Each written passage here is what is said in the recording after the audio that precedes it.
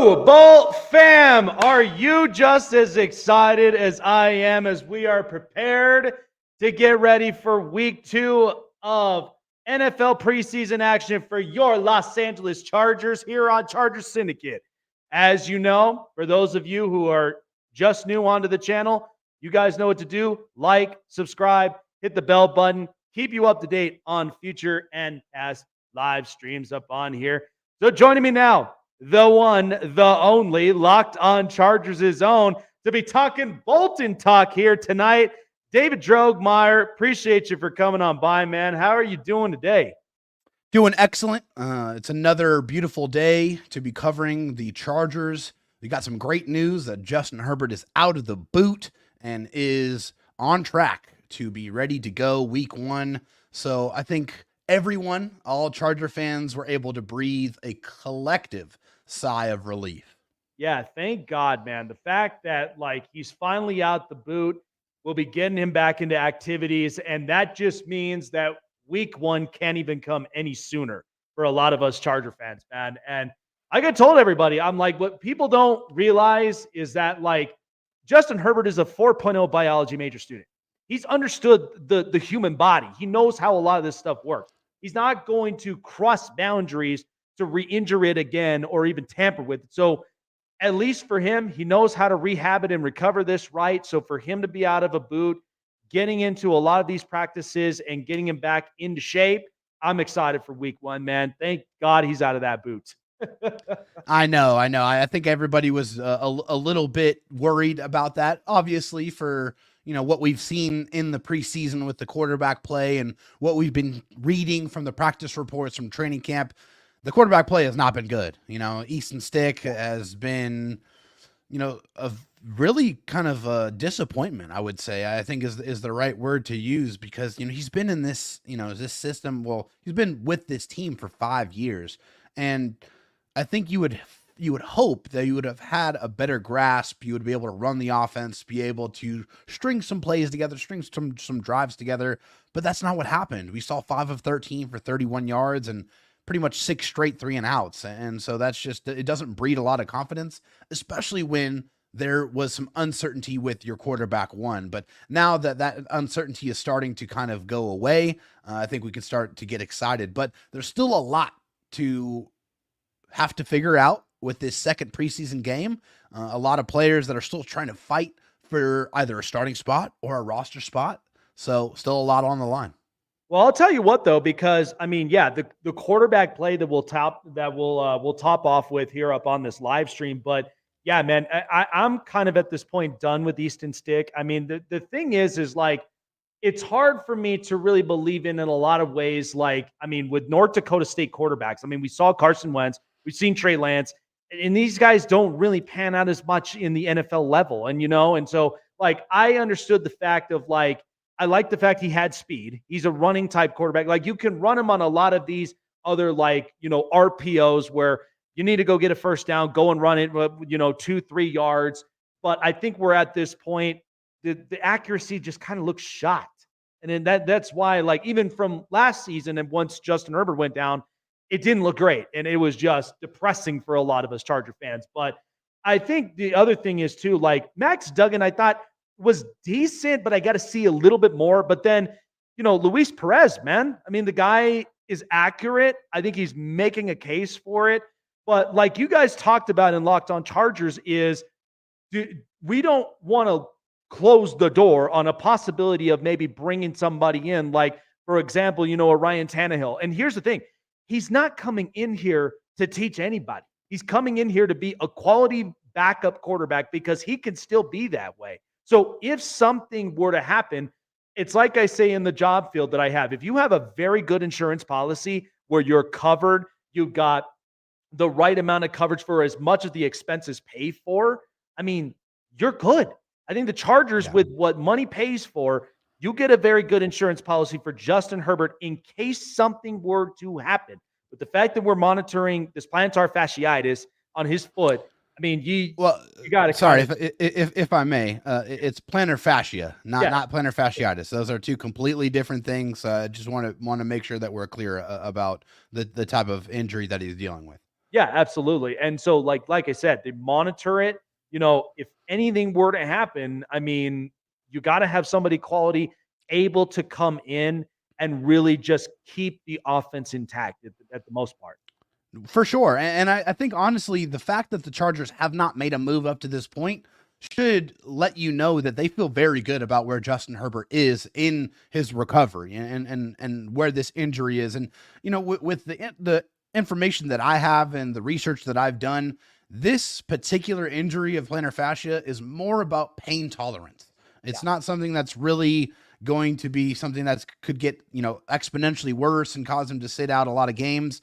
It's really just going to be how much he can put up with. And I think we know for a fact that Justin Herbert is extremely tough. This is a guy who's played with fractured rib cartilage for the majority of a season. And, he probably got pain injection shots before every single game. And that might be the case this year as well. But when Justin Herbert steps foot on that football field, you know what he brings to the table. He's a guy that can put the ball anywhere he wants. He has great movement skills. He's extremely intelligent.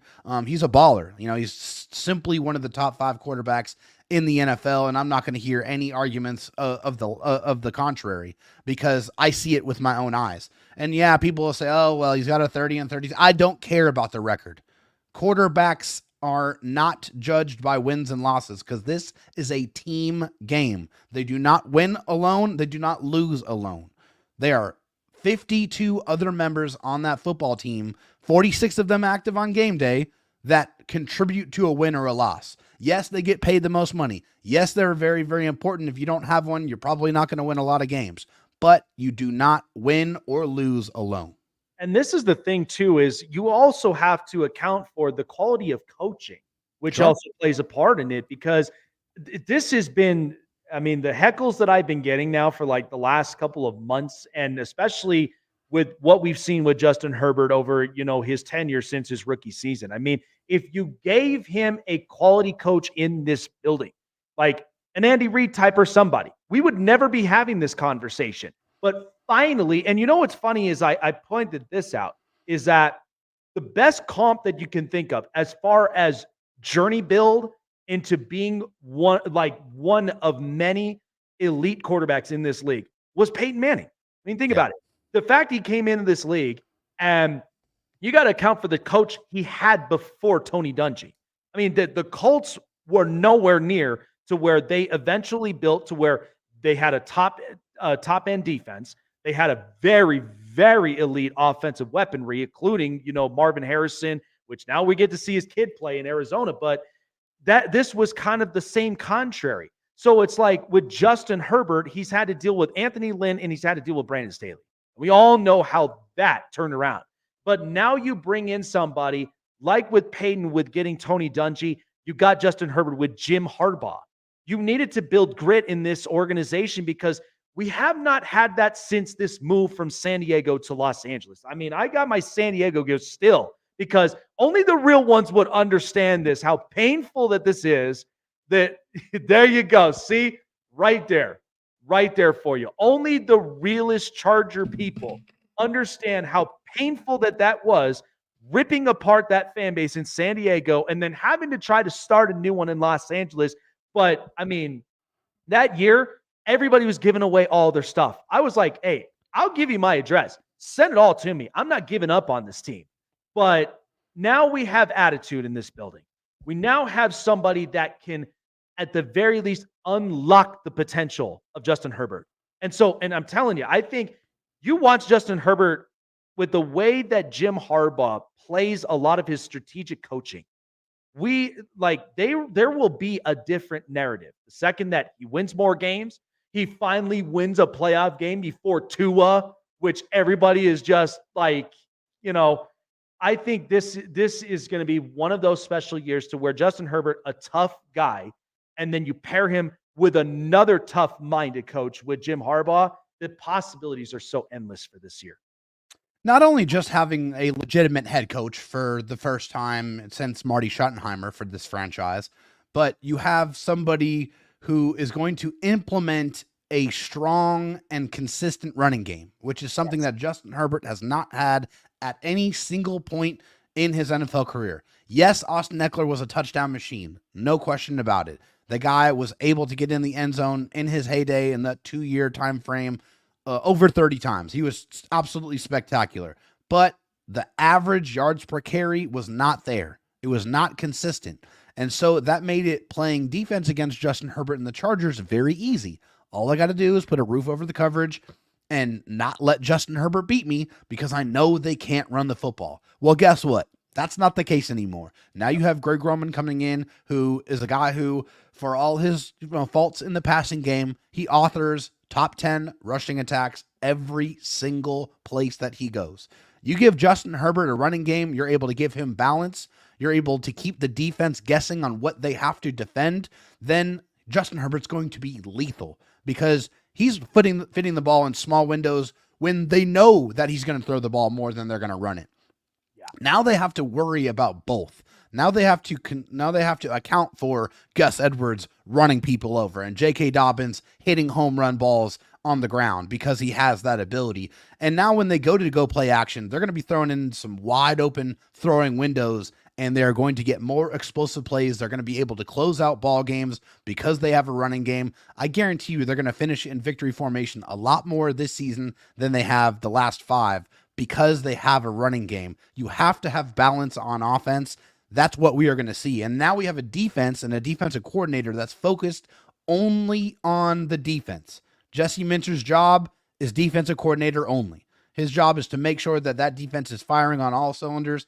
That way he doesn't have to worry about taking the entirety of the football team and all of the responsibilities like Brandon Staley had to do.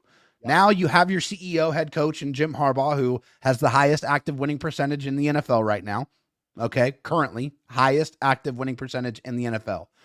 And you have a defensive coordinator who's an up-and-coming, very intelligent, smart guy. And you have an offense that's going to be a lot more balanced, a lot more physical. You are going to see a completely different football team this year.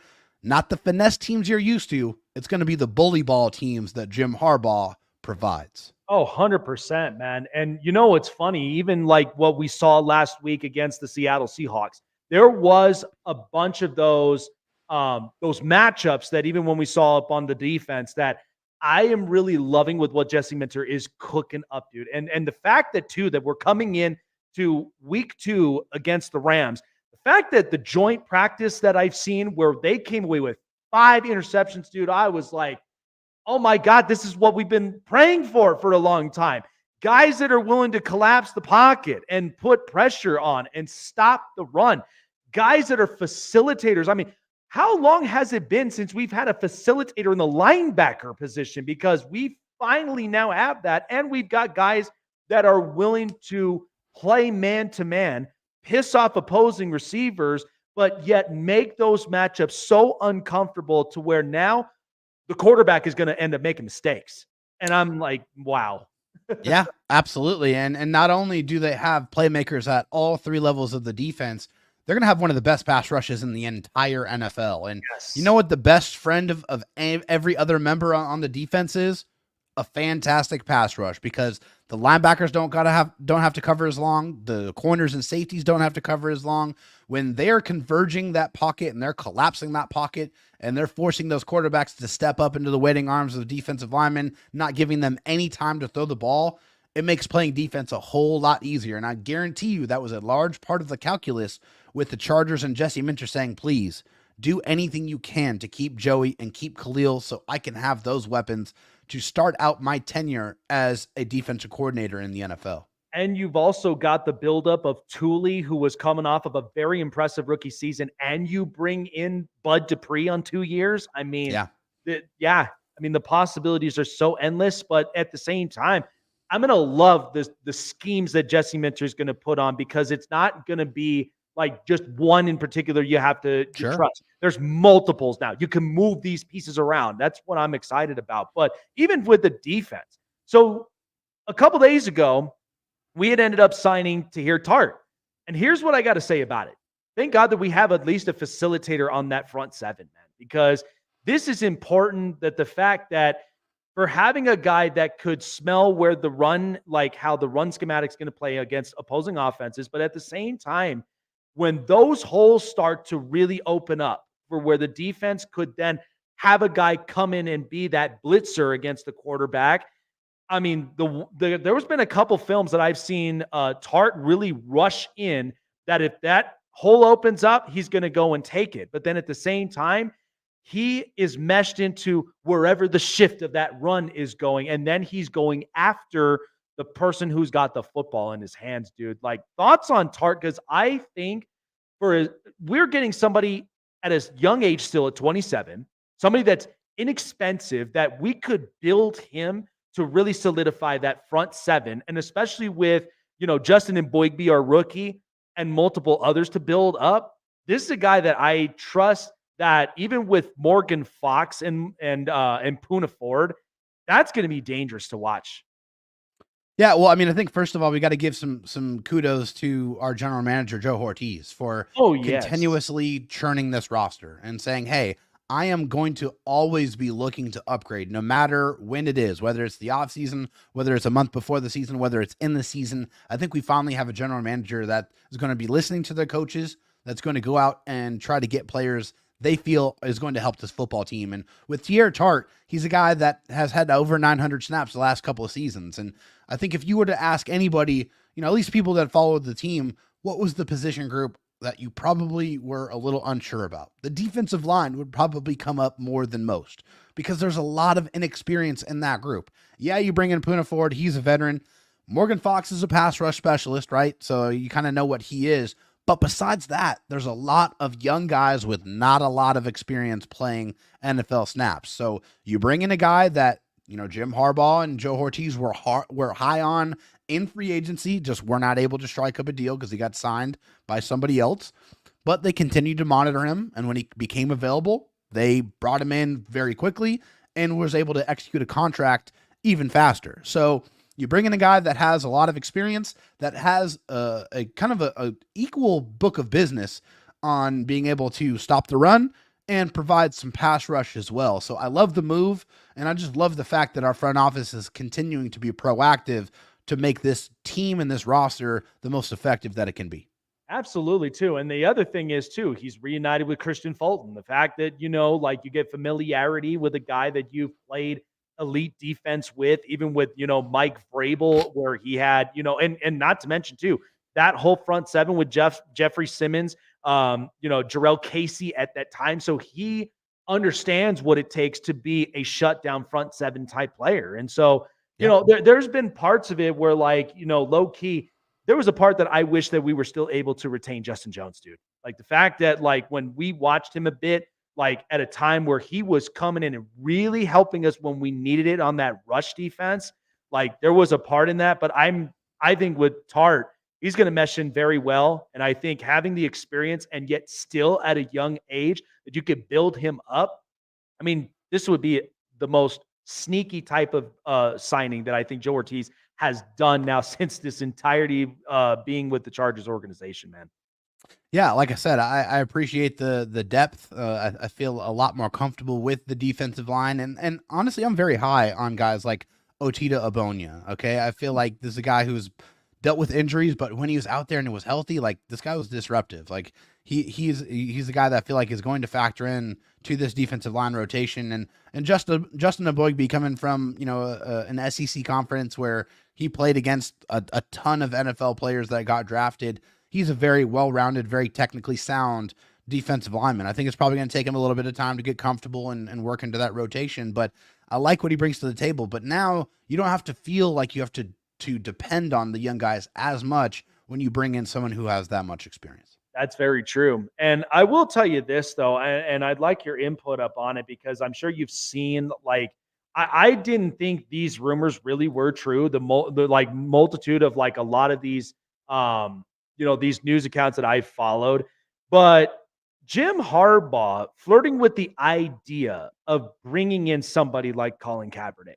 Now, I think the news broke out that I guess he may have ended up turning that down, for the coaching job, which was really interesting because here's my thing. We're still on this subject where it's Kaepernick versus the NFL still with everything that we've seen in the past. He has not quarterbacked since around 15, 16. But to come in a coaching spot, which my pros and cons on this was pro, like it's an underdog mentality.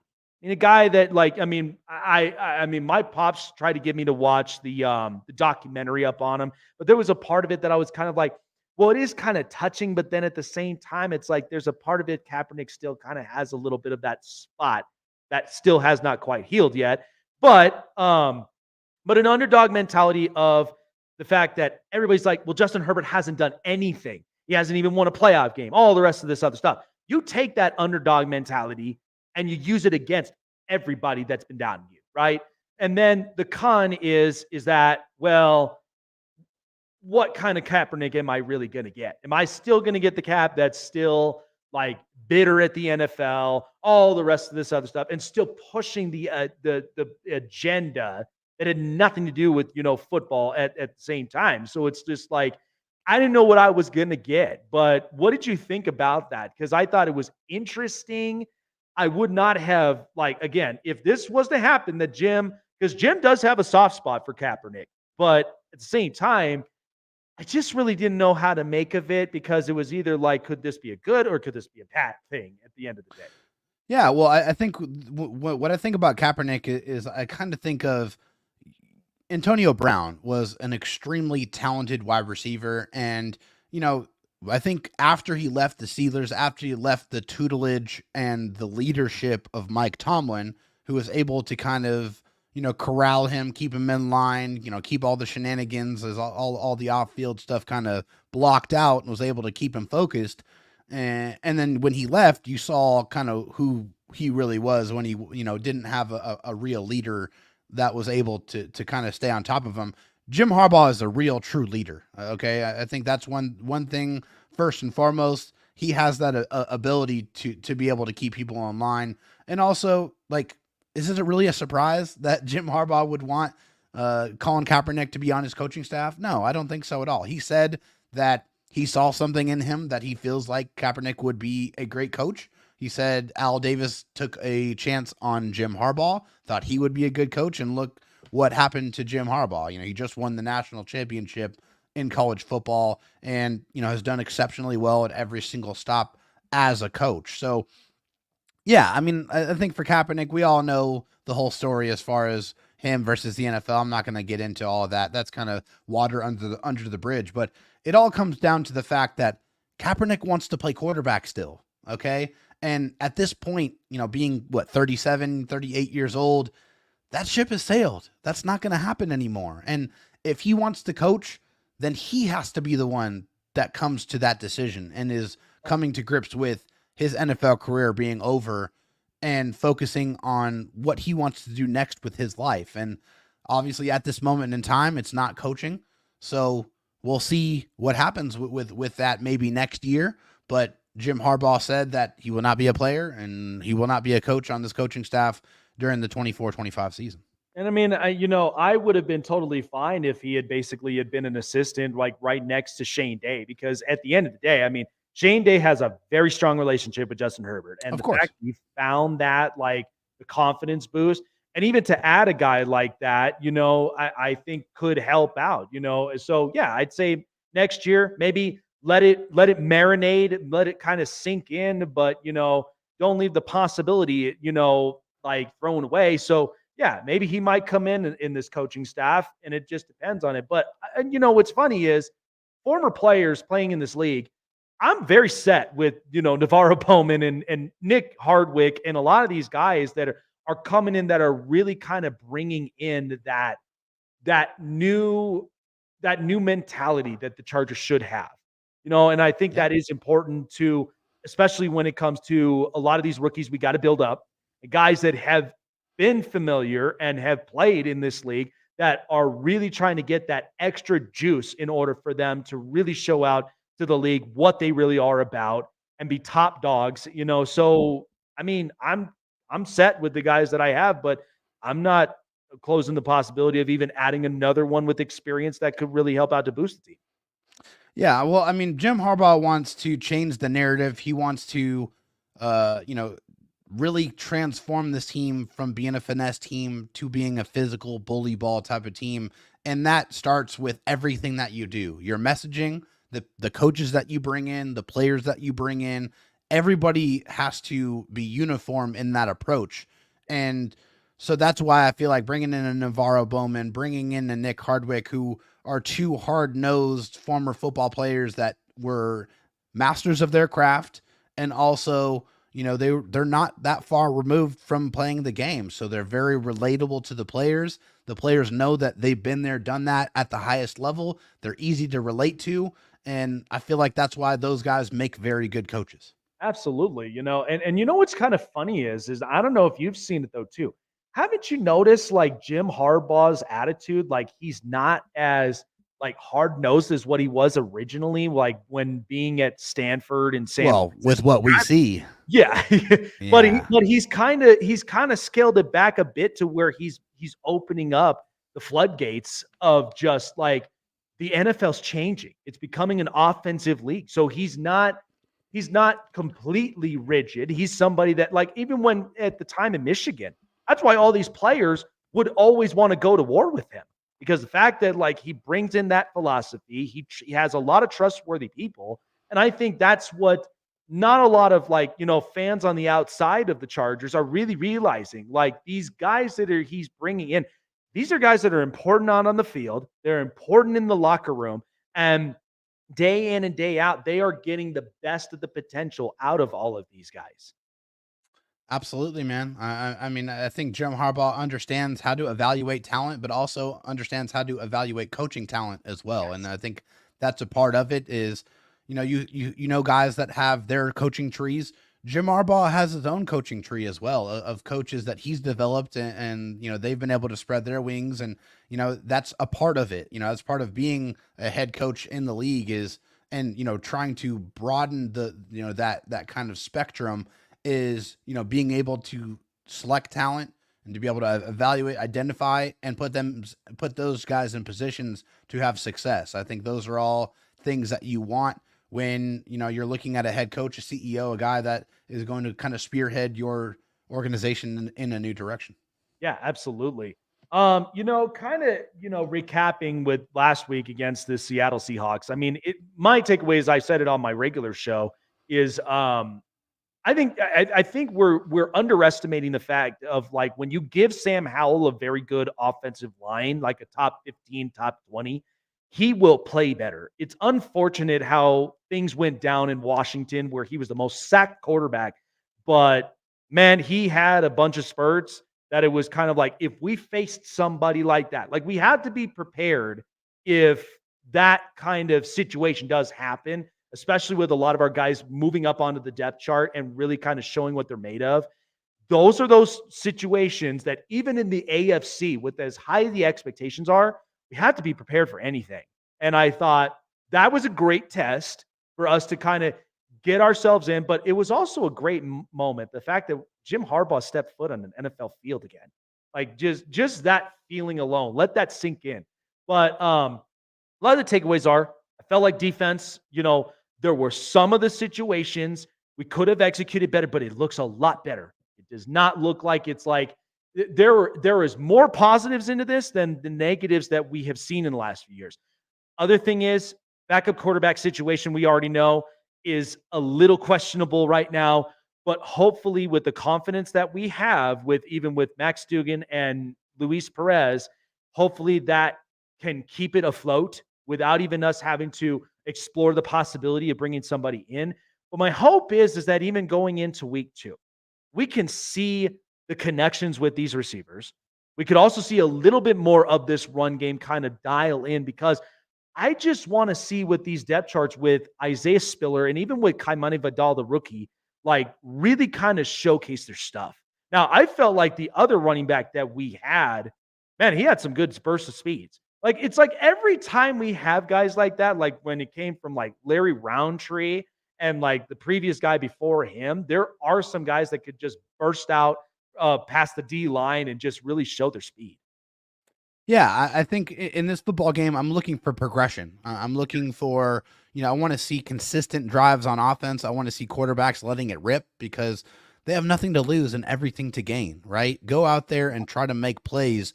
I want to see a more cohesive rushing attack. That means offensive linemen opening up holes, tight ends, receivers sticking on blocks, running backs hitting holes, and I want to see drives. I want to see them put drives together, be able to do 7, 8, 10, 12 play drives. I want to see what that looks like from a consistency standpoint, because all of those elements were not there last week. And I think the biggest jump that we can expect, from week 1 to week 2 is seeing how the coaches are going to take those coaching points that they were able to collect from that game film, be able to work with those players to be able to, clean those things up. And I think we should see a pretty big jump on defense. I want to see them not get in those 3rd and long situations. I want to see those near turnovers turn into turnovers. I want to see the production. We saw it in the joint practice. We did not see it in the first preseason game, but that pass rush is real. Like even the backup guys were getting pressure on the quarterback and making their life a living hell. And the guys were doing a good job on the slot blitzes of not, if they're not getting home, getting their hands up to knock balls down. I want to see those turn into picks. I want to see the turnovers. I just want to see a big jump in production, because last week was not it. Like that was a lot of bad football. They had one 58-yard field goal, and that was pretty much it. Like there really wasn't much of anything else to go from. So I want to see a big leap from week 1 to week 2, because these guys are fighting for their jobs. A lot of the starters are not out there, and I think that's another thing to keep in mind is, like, there's no Derwin James, no Joey Bosa, no Khalil Mack. There's no Gus Edwards and no J.K. Dobbins. A lot of these core, members on both sides of the ball were not playing in the game, right? Wow. So you're trying to evaluate who was there and how they're performing, and there's a lot to clean up. So I'm expecting a big jump on both sides of the ball. Yeah, absolutely. And especially because you and I we've been getting it now where every single defensive statement is always well, the Chargers have no receivers. Well, we couldn't even evaluate them as much so that's why I'm hoping that improves this upcoming week, because the fact that you give Duggan and you give Perez more reps up on there, because we want to get a chance to see. How will we know what Ladd McConkey is with as much of the buzz that we've seen in training camp, right? I want to be able to see his route running abilities. I want to be able to see him even when he's contested, where he goes on those 1-on-1 matchups, right? Where he can fight and still come away with the possession. I want to be able to see those up and coming guys, even with Brendan Rice and even what Cornelius Johnson, what these guys are going to be like. I love with what I've seen with the progression in camp with Brendan Rice thus far. With the over the shoulder catches, working really hard up on them, but then at the same time, really plugging himself in. So those are the kind of, that was the takeaway up on that. But you're absolutely right. The fact that we don't even have Justin Herbert up onto the field. So we got to make sure that we have a guy that can still be able to distribute to all these weapons. But then we also have to see collectively too, how these weapons will react when Herbert is off the field, to where, do we still play at the same similar level to where we help the guy get the yards, get the first downs, and even potentially get the scores that are important? Because, especially when you're in a league that is pro offense, that you're hoping that we could still be able to score 25 plus points a game. We could still be able to manage those situational downs, especially when it's you got your 3rd down, you got your 4th down situation. So to still be able to have our foot on the gas when we know that there's a fork in the road there that we got to be able to fix up, right? Yeah, I think in this football game, I just want to see everything be a cleaner operation on both sides of the ball, right? I just want to see them be able to sustain drives on offense, be able to give these wide receivers some opportunities to go get the football. I want to see running backs hitting holes. I want to see defensive linemen converging on gaps. I want to see these edge rushers getting pressure on the quarterbacks. I want to see these slot corners, tackling exceptionally well. I want to see AJ Finley as that third safety. I want to see him be trusted as that last line of defense defender. There's a lot to look at. There's a lot to see. These preseason games are still very important because, there's still guys that are fighting for those last 6-7 spots on the roster to, kind of confirm that depth, because injuries happen all the time. It's a very physical, violent game. So you got to make sure that, you have the best players And just as Jim Harbaugh says, how do you know if you have the best players? They play the best. So we have to evaluate that. Hopefully we see a big jump on both sides of the ball, but I'm excited to watch it, man. Oh yeah, absolutely. And especially with, having familiarity with the fact that we had a joint practice with the Rams and now we're getting the chance to face them again.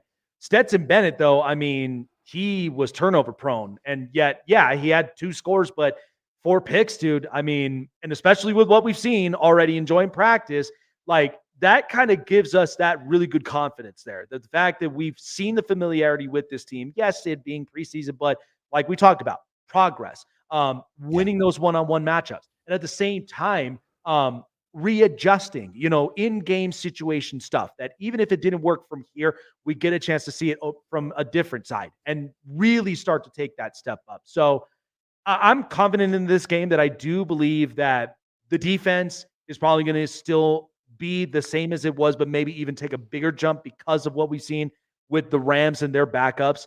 But at the same time, too, hopefully we can get the jolt in our offense going to where, like we said, running backs, the guys that we really need to evaluate and see where they land, but then our receivers, how this all plays out, because we just have to have a good, solid idea of what our depth chart really is going to look like. And then especially too, from all the way from ones to our 3 4s, so that's the one thing that I'm keeping an eye on this week.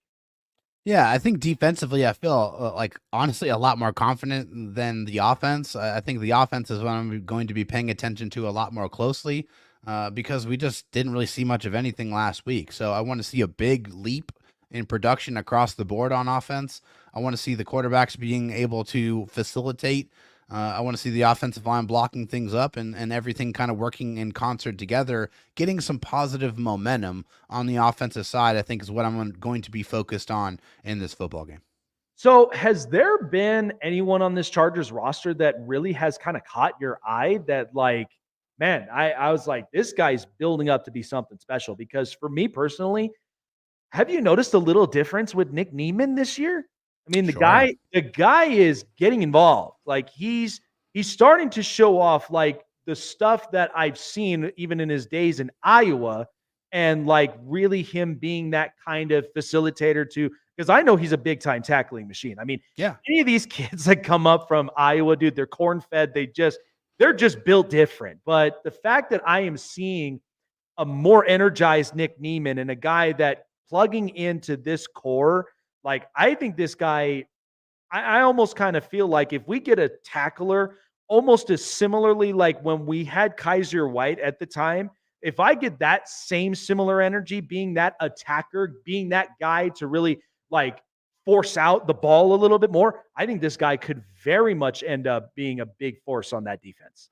For me, Nick Neiman's always been a rock solid linebacker. I feel like the guy's always been around the football and maybe a little bit undersized, but he's never let that bother him. He's always been comfortable and competent in coverage, and a guy that's always around the football and racked up a ton of tackles. I think there's probably a couple linebackers that are ahead of him on the depth chart. Guys like the Junior Colsons and the Deion Henleys and the Denzel Perrimans. But I think you can feel confident that if you thrust Nick Neiman into the fold and he has to play, that you know what you're going to get from him. I think for me, like guys I'm excited about, I mentioned Junior Colson. I'm very excited to see what he's capable of doing. I love the skill set, stepping into the same defense that he excelled at in college that ultimately got him drafted. And then on offense, I want to see them utilize Quentin Johnston more effectively. I really, really want to see that. I want to see them use him as the Z receiver, able to put him in motion, kind of give him a runway, put him in positions to utilize the yards after catch ability, because that's really what he brings to the table in spades. Like he's a very, very difficult guy to tackle.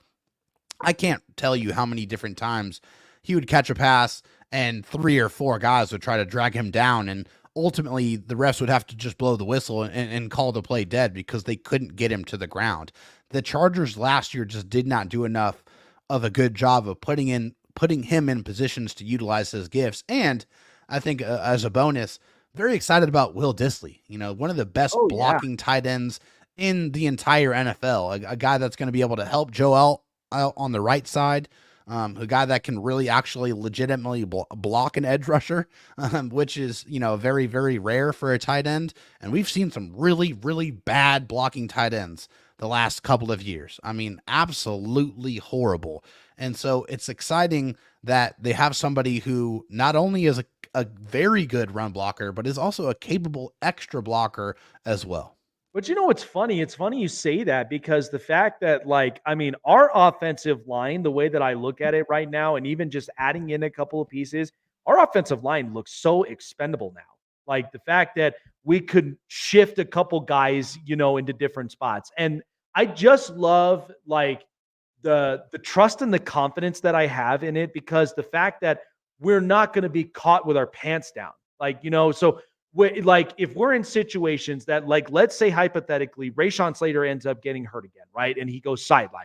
You can move Joe Alt back right there into that left side, like we've seen in Notre Dame, and then have Trey Pipkins and the tackle like he's used to, and then plug in Jamari Salyer. But then also, too, I mean, this is also room for other guys to really make a step up, like, with Carson Barnhart, and then even when bringing in Alex Leatherwood, like I was never focused like with Alex Leatherwood of like, the days with the Raiders. It's like you're in a new organization. You're in a culture that is trying to build something very, very strong. And I think if you get the best, like what Jim Harbaugh says, like, I want to get the most juice out of you as far as your potential. Like, I think that he could very much come in and plug in this expendable spot. But even with Will Dissly, dude, I just think the plan that I'm seeing in motion is that they are trying to wear the hell out of that opposing front line of that defense to the point to where now you could switch those up, that even you could put in Hayden Hurst as a pass catching tight end and have him open if in fact none of our weapons gets open, but having Dissly there as that extra blocker and just providing the protection for that run game to be efficient and open those holes, and then at the same time Justin Herbert getting the support that he needs to be confident in that pocket. Like, I mean, the possibilities, I'm excited for it, for how expendable we are on that line. Yeah, for sure. I think the offensive line's in a much better position. I think if you had to ask any offensive lineman what they'd rather do, they want to go forward. They want to run block. They want to impose their will. And I see Will Dissly as an extension of the offensive line. And I feel like they're going to be throwing to the running backs a lot less, which I feel like in turn means they're going to be throwing to the tight ends a lot more. But I like the direction that they're going, and I feel like it's going to be effective, and I can't wait to watch it. Oh, 100%, man. And like, I think, because I know like everybody's been making like the same old comment of like, like Greg Roman with, the type of fierce running schemes that he's always put together, like anywhere that he's been as an offensive coordinator. But I just am like seeing this, like even when we had Joe Lombardi at the time, I mean, the dinks and dunks were not working for a quarterback of Justin Herbert's stature. Like the fact that you do need to let it rip at times. You do need to get us in field position to where we can, convert and we can get into scoring positions, even if it means that we got to get a field goal. And when the time is crunching, we have to do that. But then at the same time, like the checkdowns are okay if all options are not available. And then you got to get somebody in there to at least run the football, get us a little closer to where we can win those trench warfare matchups that I'm excited to watch as well. It's going to be a completely different football team, man. It might take a couple of weeks before it fully manifests itself, but I fully expect them to impose their will week one. I feel like they are going to run it down the Raiders' throats. I think they're going to terrorize whoever backup quarterback they're going to be putting out there.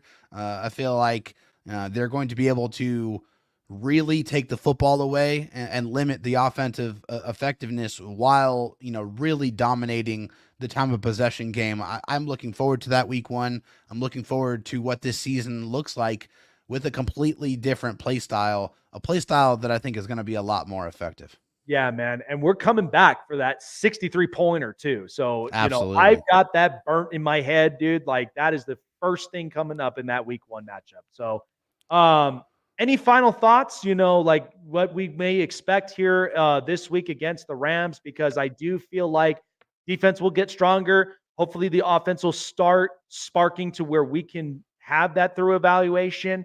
Um, but I do think this will be, it's hard to kind of predict a score for me, honestly. But Yeah, I just score think, doesn't matter. yeah, It really does not matter in the preseason. You're not looking about the end result. It's about the process. It's really process over results in the preseason. What I'm looking forward to is seeing what Easton Stick looks like with his back against the wall, because I yeah, feel like it is. I really truly feel like, me and Daniel said it on our show on Locked On Chargers, is this might be his last chance to prove that he can be that backup quarterback, because I don't think a good performance in week 3 of the preseason is going to be enough to change people's minds or make them feel any more comfortable with what he's put on tape so far. So I'm going to be very curious to see how he plays and how long he plays, and in turn how Luis Perez plays as well. I'm not a big fan of Max Duggan. I never have been. I don't think that he's that good of a quarterback, to be quite frank.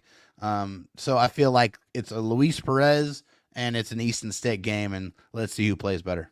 absolutely, man. Yeah, I'm excited for this. But I mean, we got this week, next week, and then officially the 2024 NFL season starts, man.